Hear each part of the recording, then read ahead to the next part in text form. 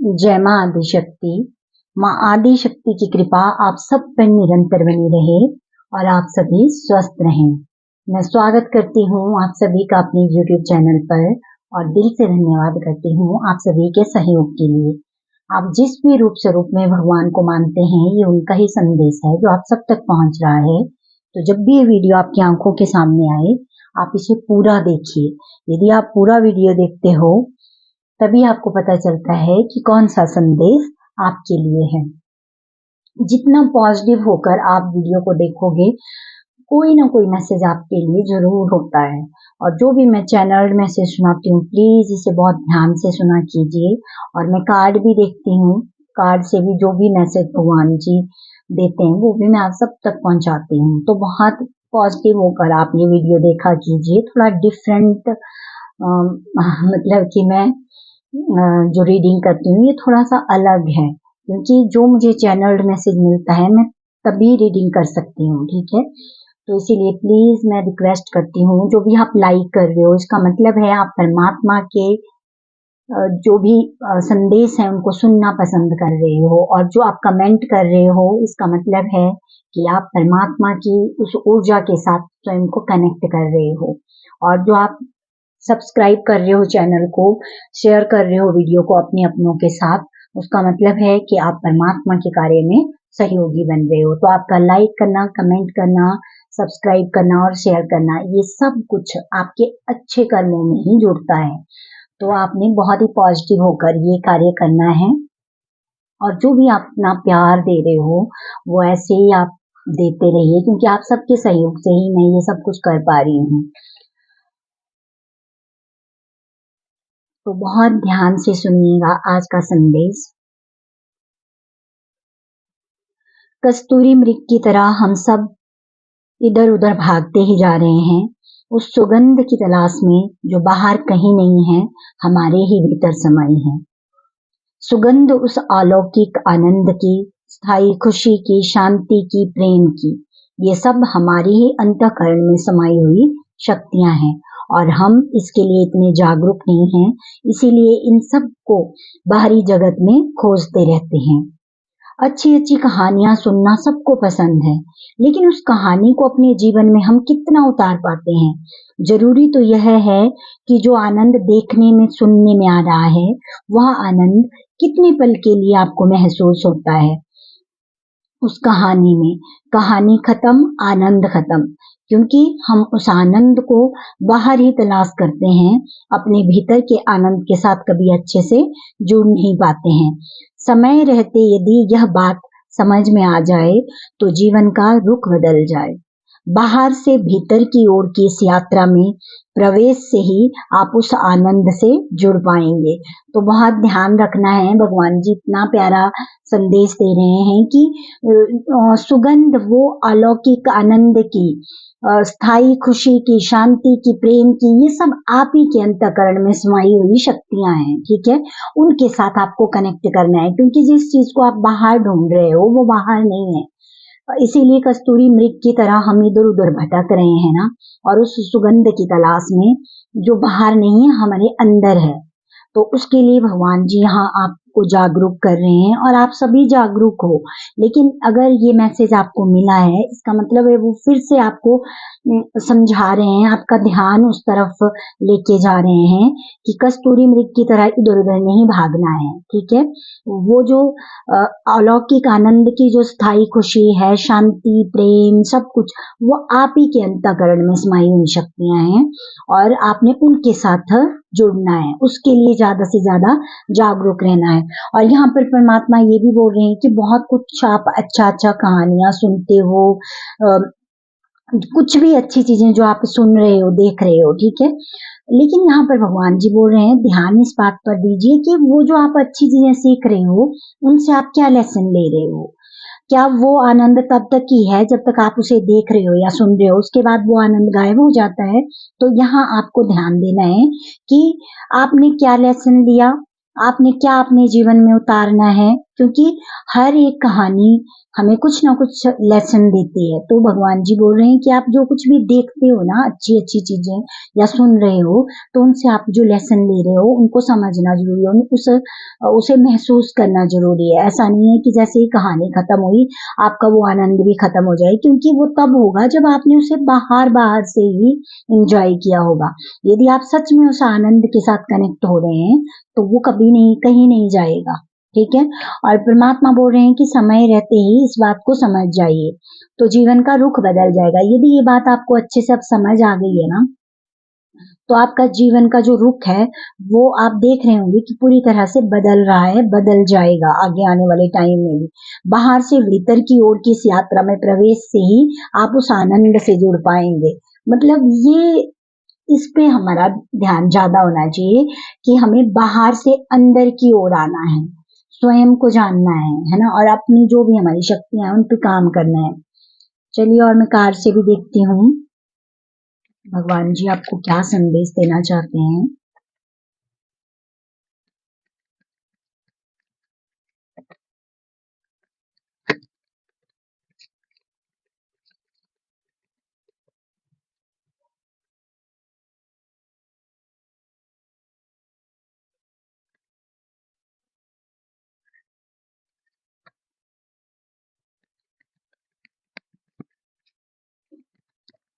जो भी स्थिति इस टाइम पे आपके जीवन की बनी हुई है, जो भी चैलेंजेस इस टाइम पे आप फेस कर रहे हो, सबसे पहले यहाँ भगवान जी बोल रहे हैं कि उन्हें स्वीकार कीजिए।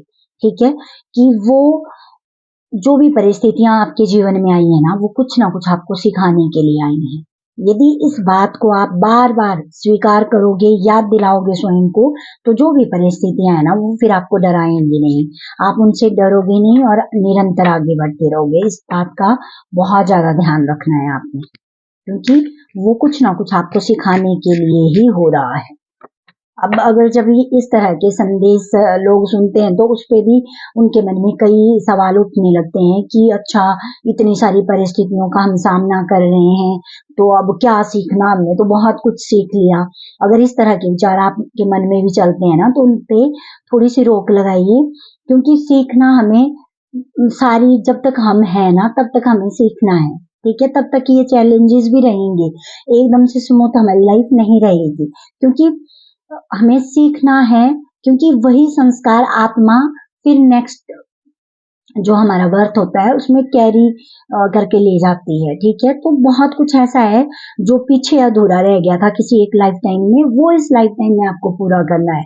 तो अभी जो भी चैलेंजेस आप फेस कर रहे हो ना, तो बस इतना स्वयं को याद दिलाइए कि वो आपको कोई ना कोई बड़ा लेसन सिखाने के लिए ही आए हैं, क्योंकि वो आपको सीखना जरूरी है, इसीलिए वो आई है वो परिस्थिति।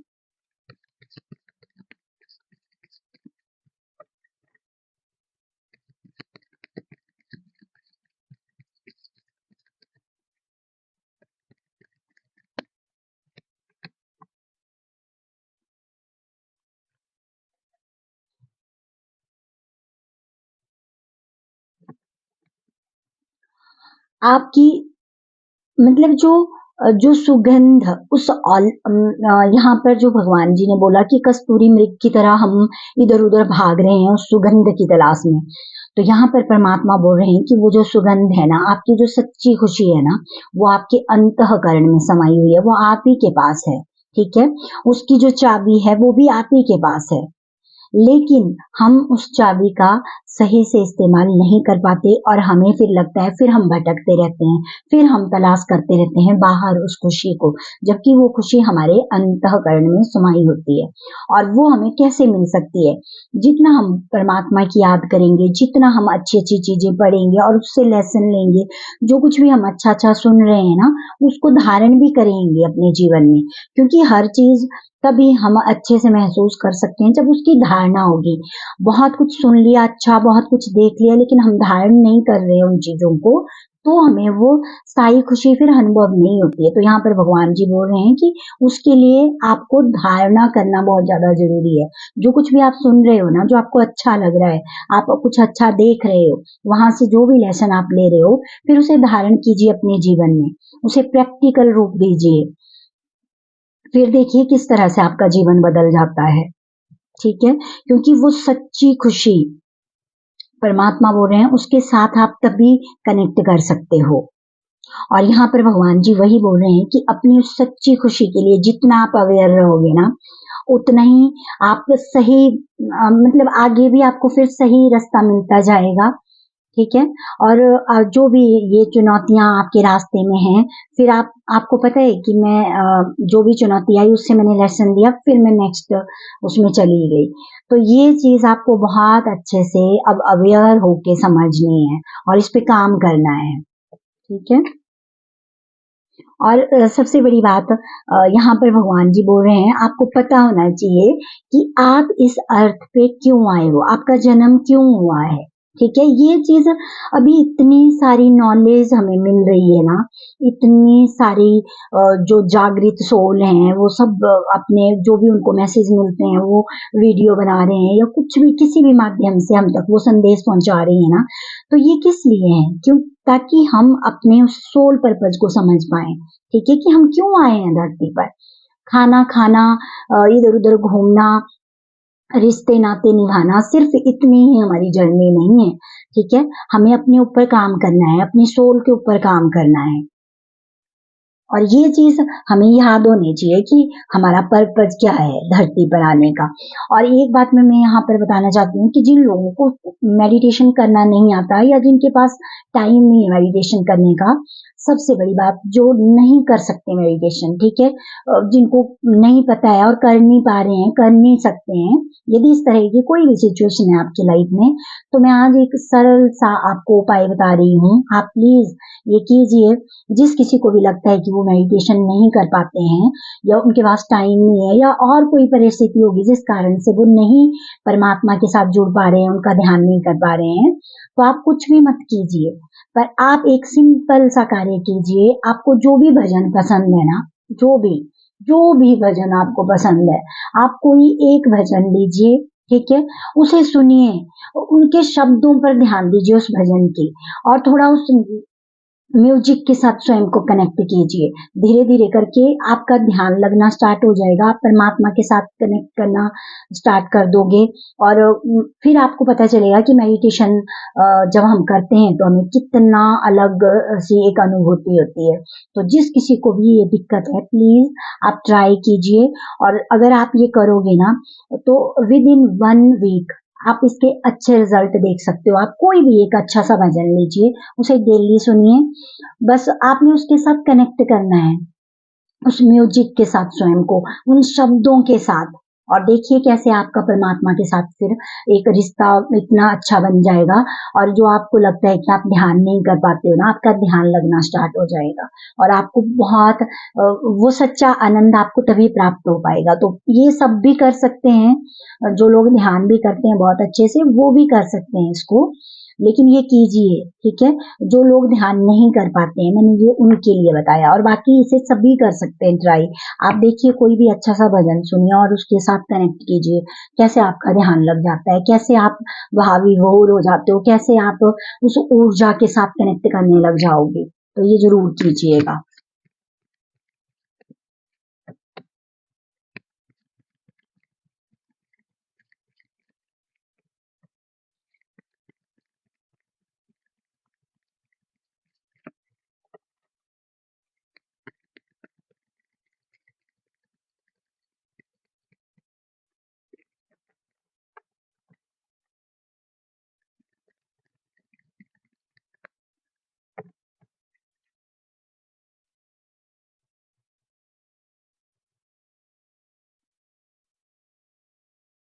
और सबसे ज्यादा यदि आप उस अलौकिक आनंद को महसूस करना चाहते हैं ना, जितना ज्यादा आप अपने आप से प्यार करोगे, आप जैसे भी हो, ठीक है, बार बार खुद को बोलो आई लव माई सेल्फ, मैं स्वयं को प्यार करती हूँ। जब आप स्वयं को प्यार करोगे तभी आप बाकियों को भी प्यार दे पाओगे। ठीक है, तो ये इस चीज का आपने बहुत ज्यादा ध्यान रखना है।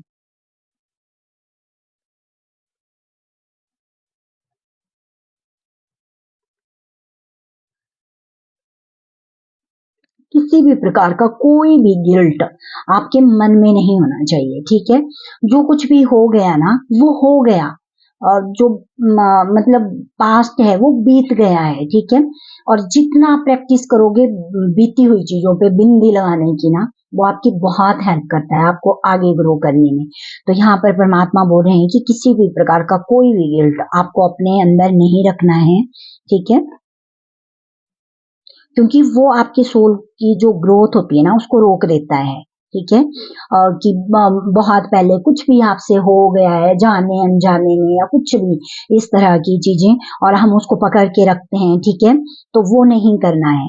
और यहाँ पर परमात्मा बोल रहे हो जब आप बहुत अच्छे से ये समझ जाओ कि मेरा धरती पर आने का क्या उद्देश्य है ना, बार बार स्वयं को जितना आप याद दिलाओगे उतना ही आप एक बैलेंस वाली ऊर्जा में आओगे, ठीक है।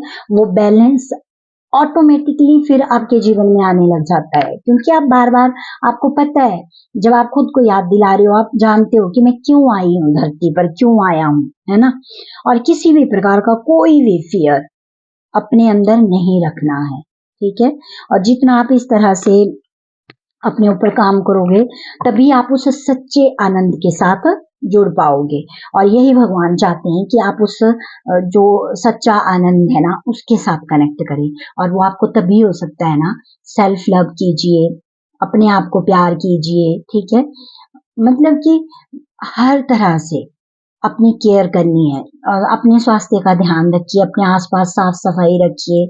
जितना आप ये चीजें करोगे ना, कोई बात नहीं, आप 1 घंटा आधा घंटा नहीं बैठ सकते मेडिटेशन में, आपसे नहीं हो रहा है, ठीक है, कई परेशानियां होती हैं, कई दिक्कतें होती हैं। अगर ये नहीं कर पा रहे हो कोई बात नहीं, आप एक अच्छा सा भजन लीजिए, उसको लगा देना है, अपने मोबाइल पे लगा दीजिए या जैसे भी आप सुन सकते हो, ठीक है।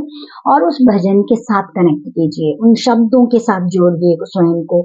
और जो वो म्यूजिक है ना उसमें बज रहा है जो, उसके साथ स्वयं को जोड़ना है। और फिर देखो धीरे धीरे करके कैसे आपके आसपास की जो भी नेगेटिव एनर्जी होती है ना वो आपको प्रभावित नहीं करेगी और आप बहुत लाइट फील करते हो यदि आप ऐसा करते हो।